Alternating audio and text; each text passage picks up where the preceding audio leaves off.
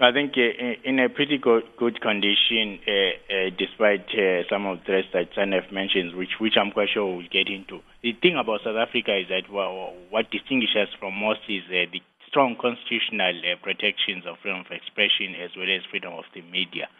And the fact that, as you mentioned, the press regulation continues to follow an independent regulatory path.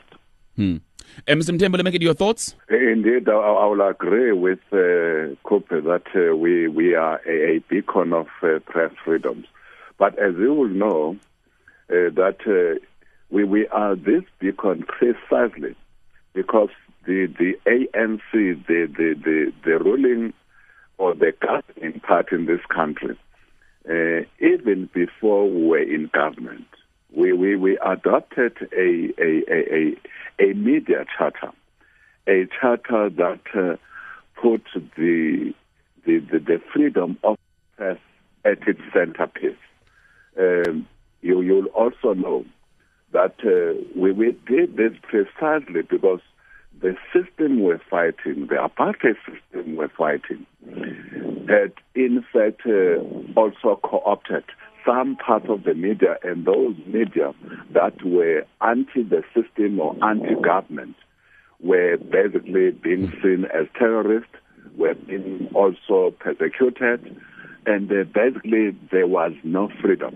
In the broadcast space, the various radio stations then and the various television stations had in fact become the mouthpiece of the apartheid governing or ruling party.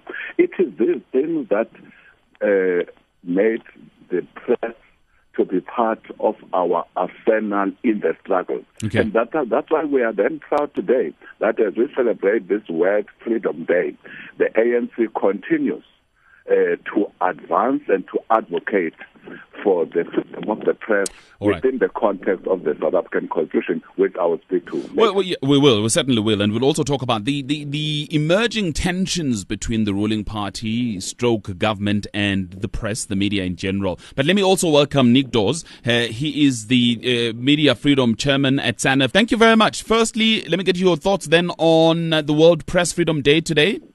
Well, I think the first reaction has to be that it's a day that we have to celebrate. And as Jackson's been saying, we have enjoyed an environment of robust press freedom since 1994, after many years of serious restrictions, legal harassment, and other problems in our press. So, I do think that has to be our first reaction. At the same time, it's precisely because of that celebration that we have to remain vigilant to keep the space open. And that means not just making sure that our laws, including laws like the Protection of State Information Bill and our other laws, National Key Points Act and others, respect and protect press freedom, but also that the general climate of the country is conducive to an open exchange of ideas.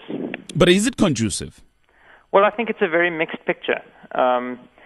We have a judiciary, for example, that's been really, I think, brick by brick, laying down the jurisprudence that says that a free media is crucial to the health of the democracy, that we have to not only be able to do the work of exposing corruption and holding government to account, but also of enriching the society and enriching the national conversation. On the other hand, we do have, I think, a climate of increasing hostility to some of the work that we do, and that comes in different forms. It comes from the use of laws like the existing Protection of State Information Act to prevent reporting, for example, in some of the goings-on in crime intelligence. It comes in the form of hostile political rhetoric and of new legislative proposals. So certainly there are very good.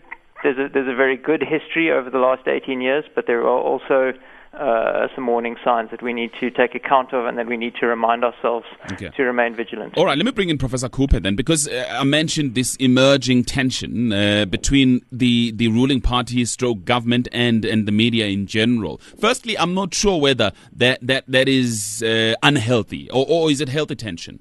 Well, I was going to say that in an ideal world, you wouldn't have a tension between the press and the government or the ruling party. But in reality, in the real world of politics, you get the tensions. The tensions are not necessarily unhealthy. But then one must not cross a certain point in these robust tensions, because the role